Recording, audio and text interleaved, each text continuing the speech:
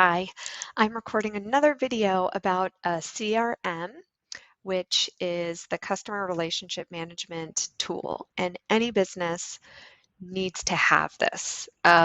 It's part of your sales lead generation, it's part of your follow-up process, it's the backbone for your automation. And it's a way for you to collect clients, vendors, partners that are really interested in the business that you have to provide. So it's one of the things that allows me to stay in my lane when I am building a business and reaching out to people. So the CRM that I've chosen to use for my real estate practice along with Lotus Launch is Hubspot. And I'm going to just take you very quickly on a tutorial of how this works. So even before I do that, HubSpot is something that you can use. Other people can just use a Google Sheet or just use Post-its or just collect business cards. That's all a type of CRM, but in my opinion, it's not the most efficient. I think other people might argue with me about that, but I'm by nature an ops person. I like a tool. I like a tool that works, and HubSpot for me is what works for me. But you could really use just any CRM as long as you have something. So I've created a special view for us to kind of work out of. And I have created this A test individual. And what I've done is I've simply added a contact here. And let me move my face.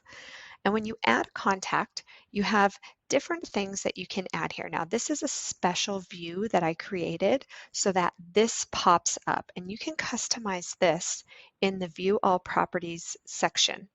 And that can be for another tutorial, but I just want to show you very briefly how this works.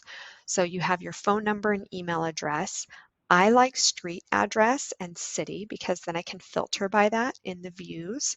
So if I want to send my client something special, then I have their current mailing address if I want to send them something.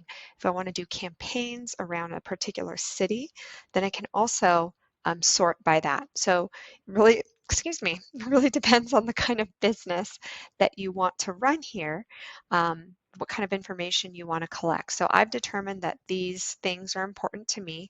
You can do life cycle stage of the client, subscriber, lead, marketing qualified lead, sales qualified lead, opportunity, customer, evangelist, and other. And some of these tags are also kind of interesting because it allows you to run campaigns around these particular tags. You can also do lead status, and again, these all come by default in HubSpot, so you can choose how these are defined for your clients. It is really hard to create new tags in the free version. I'm not there yet, so I've chosen to just use the default tags that are in HubSpot, and it's worked really well for me. So you can define what these all mean. Maybe you have a new client that's coming in, a new lead that's coming in. Maybe you have a conversation that's open or it's in progress, and maybe you've created a deal with this person.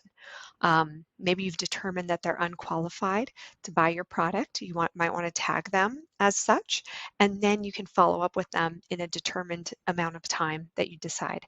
Maybe you've contacted them and they've never reached back out. It's good to know. Maybe you've connected with them or they finally told you that it's not a good time to buy your product, and that's okay too. You just want to be able to tag that and create a campaign later for you to reach back out to them when it is an appropriate time.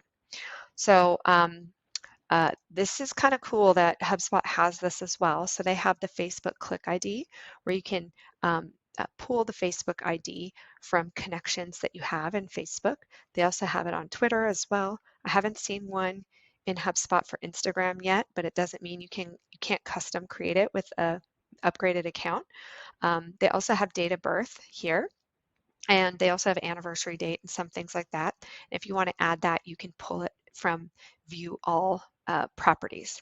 And you have membership notes. And so for membership notes, what I like to do here is I like to add the origin of my connection with this individual. So if I've met somebody at a conference, then I put the conference and the date here. There's this other section here for ongoing notes where you say, maybe I said, met this person at an EO event in March, okay?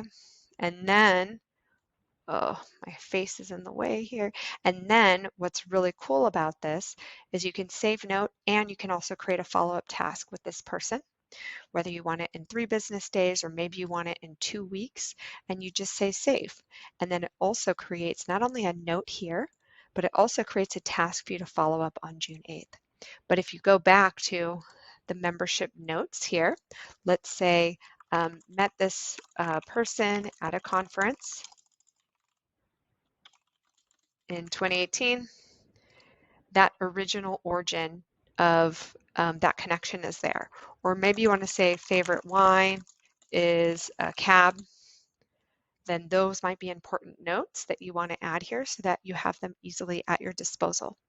So that's just kind of the basics here of how to add contacts and how to just kind of follow up.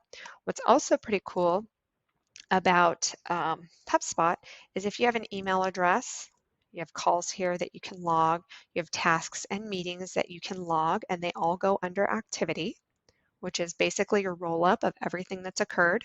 But if you connect an email address here, you can also send emails, and I've created a signature as well. There's another maybe video that I'll share about how to do that, but there's the ability to share a signature email with that person's email address here, and that is connected and synced to your Gmail account.